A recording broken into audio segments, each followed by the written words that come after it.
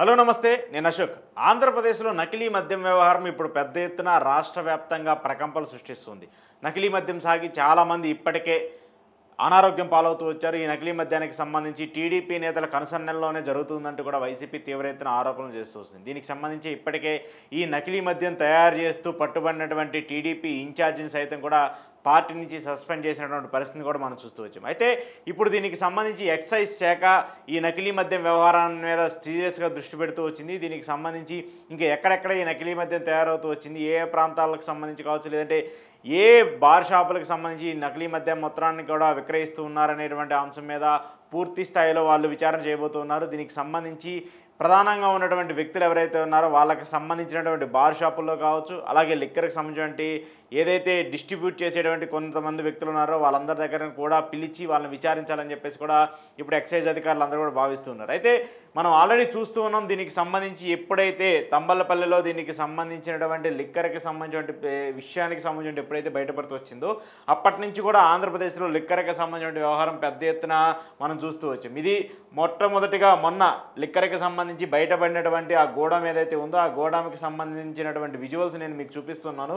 ఇక్కడ నకిలీ మద్యం తయారీకి సంబంధించి ఏర్పాటు చేసినటువంటి ప్లాంట్కి సంబంధించిన ఫోటోలు ఇవన్నీ కూడా ఇక్కడ స్పిరిట్ కావచ్చు, దాంతోపాటు ఇదిగోండి మిషనరీ సీలు, బాటిల్కి సీలు వేసేటువంటి మిషనరీని అంతా కూడా ఇక్కడ ఏర్పాటు చేసి పెడుతూ ఉంటారు. సో ఇది కొత్తగా మరి మిషనరీ కొన్నారో లేదంటే దసరాకి ఆయుధ పూజ చేశారో తెలియదు, కానీ ఇక్కడ మిషనరీకి అంతా కూడా మంచిగా బొట్లు పెట్టి దండలు వేసి ఆ రకంగా ప్రజల ఆరోగ్యాన్ని నాశనం చేయడానికి, ఆ రకంగా ప్రజలకు సంబంధించిన డబ్బులన్నింటినీ వాళ్ళ జేబులో పెట్టుకొని ప్రజల్ని హాస్పిటల్కి పంపించడానికి ఇలా పెద్ద ఎత్తున ఒక ప్లాన్ చేసుకొని ఒక ప్లాంట్ పెట్టి దాంట్లో ఈ రేంజ్లో మిషనరీని కూడా పెట్టి ఎలా కల్తీ మద్యాన్ని తయారు చేస్తున్నారో కూడా మనకు అర్థమవుతుంది. సో అయితే అసలు వాస్తవానికి జగన్మోహన్ రెడ్డి అధికారంలో ఉన్నప్పుడు మద్యానికి సంబంధించి మద్యం రేట్లు విపరీతంగా పెంచేస్తూ వచ్చాడు.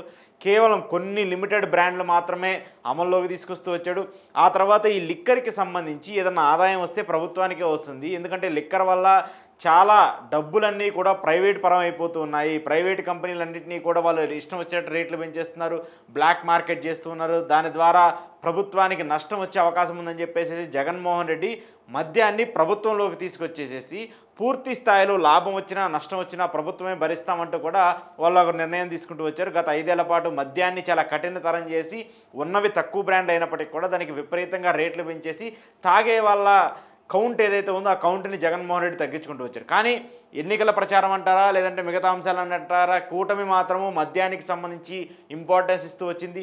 తీవ్ర స్థాయిలో మీకు ఎంత కావాలంటే అంత తాగండి, ఎంత తక్కువ ధరకు కావాలంటే అంత తక్కువ ధరకు మేము మద్యాన్ని ప్రొవైడ్ చేస్తామంటూ కూడా 99 రూపాయలకే నాణ్యమైన మద్యాన్ని మేము ఇస్తామంటూ కూడా చంద్రబాబు నాయుడు గారు కావచ్చు, కూటమి సర్కార్కి చెందినటువంటి నేతలందరూ కూడా మాట్లాడుతూ వచ్చారు. ఇప్పుడు ఆ మద్యం వ్యవహారం ఇదిగోండి, మీరు ఏదైతే 99 రూపాయలకి నాణ్యమైన మద్యం అని చెప్పేసి కూటమి పదే ఎన్నికల్లో చెప్పిందో ఇదే 99 రూపాయలకి సంబంధించిన నాణ్యమైన మద్యం బాటిల్. ఇప్పుడు వీళ్ళు చేసినటువంటి ఈ మద్యం బాటిల్ అన్నీ కూడా 99 రూపాయలు, 110 రూపాయలు, 130 రూపాయలు విలువ చేసేటువంటి ధర ఉన్నటువంటి మద్యం బాటిల్ అన్నింటినీ కూడా ఇట్లా నకిలీగా కల్తీగా తయారు చేసి మార్కెట్లోకి రిలీజ్ చేస్తున్నారు. సరే, దానికి సంబంధించి అసలు పూర్తి స్థాయిలో ఏం జరుగుతుంది, దీనికి సంబంధించి ఇప్పటి వరకు నకిలీ మద్యానికి సంబంధించి ఏం జరుగుతూ వచ్చింది, దీని వ్యవహారం ఏంటనేది కూడా ఒకసారి చూద్దాం. ఘటనా స్థలంలో 17,200 బాటిళ్లు పట్టివేత, మరో 10,000 బాటిళ్లలోని నింపాల్సిన మద్యం కూడా పట్టివేత. Sumo, melted whisky, Admiral brandy, Bengaluru brandy, Kerala malt, Royal Lawrence తదితర పేర్లతో విక్రయం. అంతకు మించి భారీ స్థాయిలో స్పిరిట్ కూడా గుర్తింపు. రాయలసీమలోని పలు జిల్లాలకు పంపిణీ. అయినా ప్రభుత్వం నుంచి కనిపించని పర్యవేక్షణ. మద్యం దుకాణాలు, బెల్ట్ షాపుల్లో మద్యం క్వాలిటీపై కనిపించని తనిఖీలు, పరీక్షలు. మొత్తం బండారం బయట పెడుతుందనని ఒక భయం. కల్తీ లిక్కర్ తయారీదారులు, పంపిణీ చేసేవాళ్ళు, అమ్మేవాళ్ళందరూ టీడీపీ వాళ్ళే. అందుకనే తూతూ మంత్రంగా విచారణ. మరి టీడీపీ అధికారంలో ఉన్నప్పుడు టీడీపీ వాళ్ళు ఎవరుండగా వాళ్ళుండగా ఇంకెవరుంటారు, బయట వాళ్ళు అయితే ఉండరు కదా. ఖచ్చితంగా దీనికి సంబంధించి లిక్కర్ వ్యవహారంలో ఇప్పుడు పట్టుబడినటువంటి నేతలు ఎవరైతే ఉన్నారో వీళ్ళందరూ కూడా లిక్కర్కి సంబంధించినటువంటి ఇప్పుడు నకిలీ మద్యం తయారు చేసినటువంటి వ్యక్తులు వీళ్ళందరూ కూడా. సో ఈ నకిలీ మద్యానికి సంబంధించి మంత్రులతో, లోకేష్ గారితో, అలాగే చంద్రబాబు నాయుడు గారితో ఎలాంటి పరిచయాలు ఉన్నాయో కూడా వీళ్ళందరికీ సంబంధించి అర్థమవుతుంది. మరి ఇంత పెద్ద ఎత్తున నకిలీ మద్యాన్ని తయారు చేస్తూ ఇన్ని వేల బాటిళ్లు తయారు చేస్తూ ఉన్నప్పుడు ప్రభుత్వానికి తెలియకుండా జరుగుతుందా? అధికారులకు తెలియకుండా జరుగుతుందా? అక్కడ ఉన్నటువంటి ఇన్ఛార్జీలకు తెలియకుండా జరుగుతుందా? లేదు కదా. ఖచ్చితంగా అక్కడ టీడీపీ నేతలకు సంబంధించి కనుసన్నల్లోనో, లేదంటే వాళ్ళకి సంబంధించిన పర్మిషన్స్ తీసుకోనో, లేదంటే వచ్చిన ఆదాయంలో మీకు 10%, 30% కమిషన్ ఇస్తాము, సో మమ్మల్ని ఈ కల్తీ మద్యం తయారు చేసుకోవడానికి వెసులుబాటు ఇవ్వండి అని చెప్పేసి కూడా మరి వాళ్ళు ఒప్పందాలు చేసుకున్నారో ఏమో తెలియదు. కానీ దానికి సంబంధించి మాత్రం పూర్తి స్థాయిలో ప్రభుత్వం దగ్గర నుంచి కూడా ఒక మద్దతు అయితే లభించినటువంటి పరిస్థితి కూడా చూస్తున్నాం. అయితే గత ప్రభుత్వానికి సంబంధించి ఈ ప్రభుత్వానికి సంబంధించి ఈ మద్యం వ్యవహారాన్ని ఖచ్చితంగా కంపేర్ చేసుకుంటూ ఉంటారు ప్రజలు. నేను మిగతా పథకాల గురించి మాట్లాడట్లేదు, అభివృద్ధి గురించి మాట్లాడలేదు, మద్యం గురించి మాత్రమే నేను మాట్లాడదలుచుకున్నాను. ఎందుకంటే గతంలో మద్యం వల్ల జగన్మోహన్ రెడ్డి చాలా అంటే చాలా నష్టపోయాడు, విపరీతంగా నష్టపోతూ వచ్చాడు. ఎందుకంటే బ్రాండ్లను తగ్గించేశాడు, డిస్టిలరీలకు సంబంధించిన పరిమితులను తగ్గించేశాడు, కొత్త డిస్టిలరీలు తీసుకురాలేదు, ఉన్న డిస్టిలరీలకే విదేశాలకు సంబంధించిన బ్రాండ్లో, లేదంటే దేశానికి సంబంధించిన బ్రాండ్లో పాపులర్ బ్రాండ్లు అన్నింటినీ కూడా ఏపీలో బంద్ చేసుకుంటూ వచ్చాడు. మహా అయితే ఆంధ్రప్రదేశ్లో ఒక 10-12 బ్రాండ్లు మాత్రమే వెసులుబాటులో ఉంచాడు. ఇష్టమైన వాళ్ళు తాగండి, లేదంటే అసలు తాగడం మానేయండి అనే విధంగా కూడా ఒక స్ట్రిక్ట్ రూల్స్ తీసుకొస్తూ వచ్చారు. సో అలాంటి నేపథ్యంలో ఆ టైంలోనే ఆంధ్రప్రదేశ్ ప్రభుత్వానికి సంబంధించి కొన్ని నియంత్రణలు చేసుకుంటూ వచ్చింది, మద్యాన్ని ప్రభుత్వంలోకి తీసుకురావడం కావచ్చు. అప్పుడు ఇది కూడా నేను మీకు జీవోను కూడా చూపిస్తూ ఉన్నాను. గతంలో జీవో నెంబర్ 46 ఆంధ్రప్రదేశ్ మద్యాన షాపులన్నింటినీ కూడా రద్దు చేస్తూ, గత ప్రభుత్వం ఏదైతే ప్రభుత్వానికి సంబంధించి తీసుకొచ్చినటువంటి మద్యం షాపులు అయితే ఉన్నాయో వాటన్నింటినీ రద్దు చేస్తూ కూడా ఇక్కడ జీవో ఆర్డినెన్స్ రెడీ చేసుకుంటూ వచ్చింది. ఆ తర్వాత ఇది కూడా చూడండి, ఏపీలో లిక్కర్ షాపులకి, ప్రైవేట్ లిక్కర్ షాపులన్నింటినీ కూడా అనుమతిస్తూ ఆంధ్రప్రదేశ్ ప్రభుత్వం జీవో రిలీజ్ చేస్తూ వచ్చింది. దాంతోపాటు ఇక్కడ చూడండి, నూతన మద్యం పాలసీ అంటే ఇప్పుడున్నటువంటి మద్యం పాలసీని మార్చి కొత్తగా మద్యం పాలసీని తీసుకొచ్చింది కూటమి సర్కార్. దానికి సంబంధించి రేట్లు పెంచడం అంటారా, లేదంటే కొత్త బ్రాండ్లకు అనుమతి ఇవ్వడం అంటారా, లేదంటే విదేశాల నుంచి బ్రాండ్లను తీసుకొచ్చి ఇక్కడ అమ్ముకోవడానికి సంబంధించిన వెసులుబాటు అంటారా, వీటన్నిటికి సంబంధించి కూడా కొత్త మద్యం పాలసీని రూపొందిస్తూ దానికి సంబంధించినటువంటి జీవోను కూడా రిలీజ్ చేసినటువంటి పరిస్థితి చూస్తున్నాం. దాంతోపాటు విదేశాలకు సంబంధించిన బ్రాండ్లు కావచ్చు, దేశానికి సంబంధించినటువంటి బ్రాండ్లు కావచ్చు, లేదంటే పాపులర్ బ్రాండ్స్కి సంబంధించినటువంటి మద్యం రేట్లను పెంచుతూ ఇచ్చినటువంటి జీవో ఇది. ఇగో చూడండి, ఇండియన్ మేడ్ ఫారెన్ లిక్కర్ కావచ్చు, బీర్లు కావచ్చు, వైన్లు కావచ్చు, అలాగే రెడీ టు డ్రింక్ వెరైటీస్ కావచ్చు, వీటన్నిటికి సంబంధించి 20% రేట్లను పెంచుకోవడానికి కూడా ప్రభుత్వం వెసులుబాటు కల్పిస్తూ జారీ చేసినటువంటి జీవో. సో ఇక్కడ ఏది చూసుకున్నా కూడా మద్యం ప్రియులకు సంబంధించి మంచి నాణ్యమైన మద్యం అందించడానికి ప్రభుత్వంలో నుంచి తీసేసి ప్రైవేట్ పరానికి ఇచ్చేసి ప్రైవేటు కంపెనీలు ఇష్టం వచ్చినట్లు రేట్లు పెంచుకోవడానికి ప్రభుత్వం వెసులుబాటు చేసినప్పటికి కూడా ఇక్కడ ప్రభుత్వానికి చెందినటువంటి ప్రైవేటు వ్యక్తులు ఎవరైతే ఉన్నారో, అంటే టీడీపీకి సంబంధించినటువంటి ఇన్ఛార్జీలు ఎవరైతే ఉన్నారో వాళ్ళందరూ ఈరోజు ఇలా నకిలీ మద్యం తయారు చేసి ప్రజల ప్రాణాలను పోయేలాగా ఆ స్పిరిట్లు ఏంటో, ఆ ఫార్ములాస్ ఏంటో తెలియకుండా కల్తీ మద్యాన్ని తయారు చేసి విచ్చలవిడిగా బెల్ట్ షాపుల్లో, విచ్చలవిడిగా వైన్ షాపుల్లో అమ్మేస్తూ ఉన్నారు. మరి ఇవన్నీ కూడా వైన్ షాపులన్నీ ఎవరి దగ్గర ఉన్నాయి? టీడీపీకి సంబంధించిన ఎమ్మెల్యేల దగ్గరే, టీడీపీకి సంబంధించిన మంత్రుల దగ్గరే, వాళ్ళ బినామీల దగ్గరే కదా ఈ వైన్ షాపులు ఉన్నాయి. వైన్ షాపులో డిస్టిలరీల దగ్గర మందు కొనట్లేదు, వేరేకి సంబంధించినటువంటి బేవరేజెస్ కంపెనీ దగ్గర మందు కొనట్లేదు. మరి వీళ్ళెవరి దగ్గర మందు కొనకుండా ఆ కంపెనీకో లేదంటే ఆ వైన్ షాప్కో మందు ఎక్కడి నుంచి వస్తుందంటే ఇదిగోండి ఇలా నకిలీ మద్యం తయారు చేసినటువంటి బ్రాండ్లు ఉన్నాయి కదా. సో ఈ నకిలీ మద్యం తయారు చేసినటువంటి బ్రాండ్లకు సంబంధించి అంశాలన్నింటినీ కూడా, ఆ బ్రాండ్లన్నింటినీ కూడా షాపులకు తీసుకొచ్చి వాళ్ళు ఈ మద్యాన్ని అమ్ముతూ ఉన్నారు. దీనివల్ల మరి ప్రజలకి నాణ్యమైన మద్యాన్ని అందిస్తున్నామని చెప్పేసి ప్రభుత్వం అనుకుంటుందో లేదో నాకు తెలియదు, కానీ వాళ్ళు ఇచ్చేటువంటి నాణ్యమైన మద్యం అయితే ఇదే. ఎవరైతే మందు బాబులు తాగుతున్నటువంటి మందు ఉందో ఆ మందంతా కూడా ఇదిగోండి ఇక్కడ వీళ్ళు తయారు చేసినటువంటి ప్రక్రియ ఉంది కదా, ఇలా ప్రక్రియ ద్వారా తయారు చేస్తున్నారు. సరే, ఇంకా దీనికి సంబంధించి గత ప్రభుత్వంలో లిక్కర్కి సంబంధించి ఎలాంటి పరిస్థితులు ఉన్నాయో కూడా మనం చూస్తూ ఉన్నాం. ఆ లిక్కర్కి సంబంధించిన మీడియా ఎంత పెద్ద ఎత్తున గగ్గోలు పెడుతూ మాట్లాడుతూ వచ్చిందో దానికి సంబంధించి ఇదిగోండి మద్యం విధానం ముసుగులో జగన్ అండుకో, ఏపీ వైపు చూడరా, సో ఇలాంటి అంశాలన్నింటినీ కూడా గతంలో మీడియా చాలా పెద్ద ఎత్తున లిక్కర్కి సంబంధించి రాసుకుంటూ వచ్చింది. మరి ఈ లిక్కర్కి సంబంధించి, ఈ నకిలీ లిక్కర్కి సంబంధించి ఎందుకు తెలుగు మీడియా రాయలేకపోతుంది? ఎందుకు తెలుగు మీడియా దీనికి సంబంధించి మాట్లాడలేకపోతుంది? ఎందుకు తెలుగు మీడియా దీని మీద నోరు మూసుకొని కూర్చుందంటే సమాధానం లేదు. మరి ప్రభుత్వానికి సంబంధించి ప్రశ్నిస్తే వాళ్ళకి ఏమైనా ఇబ్బందులు వస్తాయా, లేదంటే ప్రశ్నించడం వల్ల మళ్ళీ మనకి వాళ్ళకి ఉన్నటువంటి మంచి లైజనింగ్ ఏమైనా పోతుందా ఏంటో అనుకున్నారు, ఏమో తెలియదు. కానీ అసలు దీని మీద కనీసం వార్తలు కూడా ప్రచురించే పరిస్థితి అయితే లేదు. దీంతోపాటు నేను చెప్పేటువంటి అంశం అంటే ఇప్పుడు ఏదో చిత్తూరులో జరిగినటువంటి ఆ ఇన్సిడెంట్, తంబలపల్లి జరిగినటువంటి ఇన్సిడెంట్ అని కాకుండా అలాగే ఇబ్రహీంపట్నంలో దొరికినటువంటి మందుని కాకుండా మిగతా చాలా ప్రాంతాల్లో కూడా ఇలా నకిలీ మద్యానికి సంబంధించినటువంటి పట్టుబడినటువంటి క్యాన్లు చాలా ఉన్నాయి. వాటన్నింటినీ కూడా చూద్దాము. ఇదిగో రేపల్లికి సంబంధించి నకిలీ మద్యం తయారు చేస్తూ పట్టుబడినటువంటి వ్యక్తులు, ఎక్సైజ్ పోలీసులు కూడా వాళ్ళని అరెస్ట్ చేస్తూ చూపించారు. దాంతోపాటు ఇటీవల కల్తీ మద్యం తయారు చేస్తున్న నిందితులను అరెస్ట్ చేసిన అమలాపురం ఎక్సైజ్ పోలీసులు. ఇదిగోండి అమలాపురం ఎక్సైజ్ పోలీసులకు సంబంధించి కల్తీ మద్యం తయారు చేస్తూ అడ్డంగా దొరికిపోయినటువంటి వైనం. దాంతోపాటు ఏలూరు జిల్లాలో నకిలీ మద్యం తయారు చేస్తూ ఇద్దరిని అరెస్ట్ చేసిన ఎక్సైజ్ పోలీసులు. సో ఇగోండి నకిలీ మద్యానికి సంబంధించి ఏలూరులో తయారు చేస్తున్నటువంటి ఫోటో. దానికి సంబంధించి వీళ్ళందరూ వెనక్కి కూడా ఉన్నది ఎవరో తెలుసా? ఈ టీడీపీ నేతలు. టీడీపీ నేతల కనుసన్నల్లో నకిలీ మద్యం తయారు, ఇవన్నీ కూడా ఇలానే జరుగుతూ వస్తున్నాయి. మరి దీనికి సంబంధించి ఇంత పెద్ద ఎత్తున నకిలీ మద్యం తయారవుతూ ఉన్నప్పుడు రోజుకి ఫర్ సపోజ్ ఒక రోజుకి 1,00,000 బాటిల్ తయారవుతూ ఉన్నాయి. ఆ 1,00,000 బాటిల్ అన్నీ కూడా డైరెక్ట్గా కంపెనీల నుంచే వస్తున్నాయా? ప్రతిదానికి సీల్ ఉంటుంది. గతంలో అయితే కనీసం సీల్ ఉండేది. ఆ సీల్ని తీసుకెళ్ళి ఆ బార్ కోడ్ని స్కాన్ చేస్తే దానికి సంబంధించిన డీటెయిల్స్ అన్నీ వచ్చాయి. ఎక్కడ తయారైంది, ఎన్ని రోజుల క్రితం తయారైంది, దీంట్లో ఆల్కహాల్ పర్సంటేజ్ ఎంత ఉంది, దీనికి సంబంధించి ఏమేమి ఇంగ్రీడియంట్స్ వాడారు అనేటువంటి మొత్తం డీటెయిల్స్ వస్తాయి. మరి ఇక్కడ బార్ కోడ్ ఉందా? దానికి సంబంధించిన ప్రూఫ్ ఉందా? కనీసం ఆ బాటిల్ తాగిన తర్వాత ఆ బాటిల్ని తీసుకెళ్ళి ఎక్కడైనా స్కాన్ చేయాలన్నా, ఎక్కడైనా వెరిఫై చేయాలన్నా దాని మీద ఏముండదు, ఆధారాలు ఏముండదు. ఇదో ఫేక్ సంబంధించినటువంటి ఒక పోస్టర్ వేస్తారు, దానికి ఒక సీల్ పెడతారు, అలానే తీసుకొచ్చి మార్కెట్లో అమ్మేస్తారు.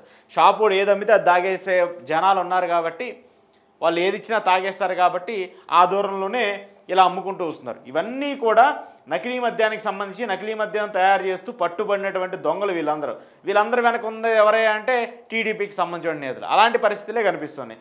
సో ఇంకొకటి మెయిన్ అంశము, ఆంధ్రప్రదేశ్కి సంబంధించి ప్రస్తుతం తయారవుతున్నటువంటి మద్యానికి సంబంధించినటువంటి చూస్తే ఇదిగోండి కొత్తగా ఇక్కడ తీసుకొచ్చినటువంటి బ్రాండ్లకు సంబంధించేమో ఇట్లా ఉంటుంది.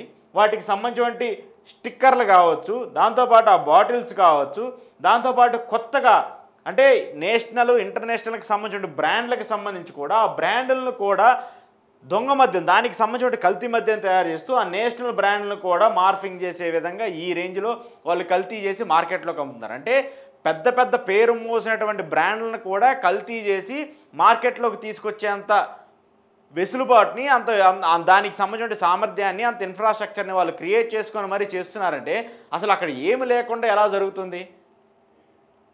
కనీసం ఒక చిన్న మనం మన ఇంటికి ఒక ఇల్లు కట్టుకుంటే ఆ ఇల్లుకి సంబంధించి ఒక కరెంట్ మీటర్ పెట్టుకోవాలంటే దానికి 100 ఆధారాలు సబ్మిట్ చేయాలి పంచాయతీకి వెళ్ళి ఇదిగో నేను ఇల్లు కట్టుకుంటున్నాను, దానికి సంబంధించి ఇన్ని ఫ్లోర్లు వేసుకుంటున్నాను, ఇంత మిషనరీ ఉంది, ఇంత కరెంటు బిల్లు వస్తుందేమో అని ఇటువంటి ముందుగానే మొత్తం ఇచ్చేస్తే వాళ్ళు మీటర్ పెడతారు. అలాంటిది ఇంత పెద్ద యూనిట్తో, ఇంత పెద్ద కరెంటుతో సప్లై అయ్యేటువంటి ఒక యూనిట్కి సంబంధించి ఇంత పెద్ద మిషనరీతో నకిలీ మద్యాన్ని ఇంత పబ్లిక్గా తయారు చేస్తూ ఉన్నప్పటికి కూడా అక్కడ ఒక్క అధికారి వెళ్ళినటువంటి పరిస్థితి లేదు. ఆ వాటర్ రిసోర్సెస్ ఎక్కడి నుంచి వస్తున్నాయో చెక్ చేయడానికి ఒక్క అధికారి లేని పరిస్థితి లేదు. ఎక్సైజ్ అధికారులు వెళ్ళిన పరిస్థితి లేదు. అక్కడికి వెళ్ళాలంటే ముందు టీడీపీ ఎమ్మెల్యేనో టీడీపీ ఇన్ఛార్జికి సంబంధించిన పర్మిషన్ తీసుకోవాలి. వాళ్ళు పర్మిషన్ ఇవ్వరు కదా, ఎందుకంటే అదంతా జరుగుతుంది వాళ్ళ కనుసన్నల్లోనే కదా. మరి ఇంత పెద్ద ఎత్తున నకిలీ మద్యానికి సంబంధించి ఇంత పెద్ద వివాదం జరుగుతూ ఉన్నప్పుడు దీని మీద ఎందుకు ప్రభుత్వం స్పందించట్లేదు? స్టిల్ ఇప్పటికి కూడా ఎందుకు ప్రభుత్వం స్పందించట్లేదు? ఇది ఇట్లానే కంటిన్యూ అయిపోతే మరి సామాన్యులకు సంబంధించిన పరిస్థితి ఏంటి? ఇదిగోండి స్పిరిట్ చూడండి, ఎంతెంత పెద్ద క్యానుల్లో స్టోర్ చేసి పెట్టారు. ఇది ఒక్కొక్క క్యాను దగ్గరగా 50 లీటర్ల వరకు ఉంటుంది. సో ఇంత పెద్ద క్యాను, 50 లీటర్ల క్యాన్లు, 100 లీటర్ల క్యాన్లు పెద్ద బ్లూ టబ్బుల్లో పెట్టేసేసి పేర్ చేసి పెట్టి వస్తున్నారంటే ఈ స్పిరిట్ని ఎంత దారుణంగా వాడుతున్నట్టు. ఈ స్పిరిట్లో ఏముంది? దాన్ని ఒకే స్పిరిట్ని 4-5 డబ్బాల్లో పోతున్నారు, దానికి 4-5 స్టిక్కర్లు వేసేస్తున్నారు, 4-5 బ్రాండ్లుగా మారిపోతున్నాయి అవన్నీ. ఒక్కో దాన్ని ఇక్కడ వీళ్ళు 10 రూపాయలకి తయారు చేస్తే దాన్ని తీసుకెళ్ళి మార్కెట్లో 100 రూపాయలకి అమ్ముతున్నారు, 90 రూపాయలు లాభం. ఆ 90 రూపాయలు ఏంటి పంచేసుకుంటున్నారు. తయారు చేసినోడికి 40 రూపాయలు, దాన్ని వెనకాల నడిపిస్తున్నటువంటి ఎమ్మెల్యేకి ఒక 30 రూపాయలు, దీనికి ప్రభుత్వం నుంచి సహకారం వచ్చింది కాబట్టి ప్రభుత్వానికి ఒక 20 రూపాయలు, ఇట్లా డైరెక్ట్గా వీళ్ళకి పర్సంటేజ్లు ఇచ్చేసుకునే పరిస్థితికి వస్తుంది. మరి దీని వెనకాల ఎంతమంది ఉన్నా కూడా దీని మీద ఎందుకు విచారణ చేసుకోవట్లేదో అర్థం కావట్లేదు. సో కోవిడ్ సమయంలో శానిటైజర్లకు కూడా తీసుకొచ్చి ఆ శానిటైజర్లు స్పిరిట్ వాడుతున్నారని చెప్పేసి ఈరోజు తెలుస్తూ ఉంది. గతంలో కూడా మనం చూస్తూ వచ్చాం కదా, ఎన్నికలకు సంబంధించో లేదంటే అంతకుముందు కరోనా వచ్చినప్పుడు ఈ మందుబాబులు అందరూ కూడా మద్యం దొరకట్లేదని శానిటైజర్లు తాగి చనిపోయినటువంటి వ్యక్తులు చాలామంది ఉన్నారు. అలాంటి శానిటైజర్ని తీసుకొచ్చి ఇప్పుడు ఈరోజు ఈ మద్యం కోసం వాడుతున్నారంటే మరి ఇది ఎంత దౌర్భాగ్యం అనుకోవాలి. డబ్బుల కోసం ఎంత దారుణానికైనా దిగజారుతారా అనేటువంటి ఒక సిచ్యువేషను ఇప్పుడు ఆంధ్రప్రదేశ్లో కనిపిస్తుంది. ఇంకోటి, చంద్రబాబు నాయుడు గారు అధికారంలోకి వచ్చిన తర్వాత కొత్త మద్యం బ్రాండ్లకు సంబంధించి వెసులుబాటు కల్పిస్తూ ఎవరైనా మద్యం బ్రాండ్లు తయారు చేసుకోవచ్చు, వాటికి సంబంధించి తీసుకురావచ్చు అంటూ కూడా ఆయన చెప్తున్నారు. గతంలో జగన్మోహన్ రెడ్డి ఈ మద్యం బ్రాండ్లన్నింటినీ తగ్గించేశాడు. ఆయనకి ఇష్టం వచ్చినటువంటి బ్రాండ్లు మాత్రమే తీసుకొచ్చాడు. కేవలం ఒక 5 నుంచి 10 బ్రాండ్లు మాత్రమే అందుబాటులో ఉండేవి. కానీ నేను ఇప్పుడు అలా కాదు, నేను అధికారంలోకి వచ్చాను కాబట్టి మొత్తం మంచి బ్రాండ్లు, మీరు ఎంతైనా మందు తాగండి, మీకు ఇష్టం వచ్చినట్టు తాగండి, తక్కువ రేటుకే మద్యాన్ని నేను అందిస్తానని చెప్పేసి పదే పదే చెప్పినటువంటి చంద్రబాబు నాయుడు గారు సక్సెస్ఫుల్గా దాన్ని లీడ్ చేసుకుంటూ వచ్చారు. దానికి సంబంధించే ఈరోజు ఆంధ్రప్రదేశ్లో దొరుకుతున్నటువంటి ఈ మద్యం బ్రాండ్లు ఇవన్నీ కూడా చూడండి, మీరు ఎక్కడ చూసినా కూడా ఈ మద్యం అంతా కూడా 99 రూపాయలు మాత్రమే కనిపిస్తూ ఉంటుంది. అంటే 99 రూపాయలకే నాణ్యమైన మద్యాన్ని నేను అందిస్తానని చెప్పేసి చంద్రబాబు నాయుడు గారు ఎలా చెప్పారో దానికి ఆయన కట్టుబడి ఈ 99 రూపాయలకే మద్యం బ్రాండ్లు అన్నింటినీ కూడా చూపిస్తున్నారు. అవన్నీ చూడండి, ఇదిగోండి సుమో అంట, ఈ సుమో బ్రాండ్ దీని ధర 99 రూపాయలు ఎంఆర్పి. షార్ట్ విస్కీ అంట, దీని బ్రాండ్ 99 రూపాయలు. బెంగళూరు బ్రాంది 99 రూపాయలు. ఇదేదో రాయల్ కెనాల్ అంట, ఇది 99 రూపాయలు. దాంతోపాటు ఇదేదో కొత్త గోస్ట్ 9 హాట్ విస్కీ, ఇది కూడా 99 రూపాయలు. 99 ఇది కూడా 99 రూపాయలు. ఓల్డ్ క్లబ్ ఇది 110 రూపాయలు. గుడ్ ఫ్రెండ్స్ అంట, ఇది 110 రూపాయలు. ఇట్లా ఇట్లా చాలా బ్రాండ్లు ఇదిగోండి.